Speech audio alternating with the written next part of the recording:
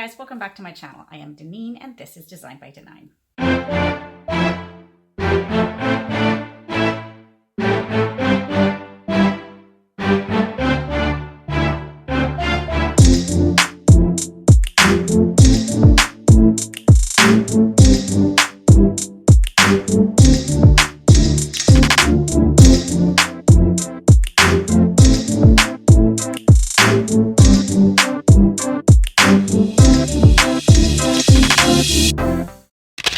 Today is another challenge day, and this is the Inspired DIY Challenge, which is fast becoming one of my favorite challenges.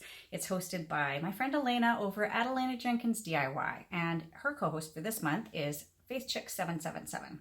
I will link to both of their channels in the description box below, as well as the playlist. The project that I've done is a fall pumpkin wreath for the front door, and how I was inspired was I bought the wreath at the wreath form at Dollar Tree, and I wasn't really sure what I wanted to do with it or what direction I wanted to go. So I did a little YouTube search and I cruised around through lots of videos, which is lots of fun.